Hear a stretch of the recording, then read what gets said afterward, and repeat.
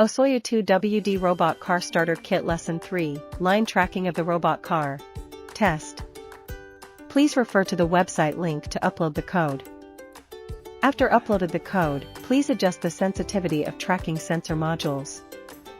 Keep the battery box power on, then power on the Wi-Fi shield. Adjust the potentiometer on the tracking sensor with Phillips screwdriver. Signal indicate LED on, white ground, signal indicate LED off, black track.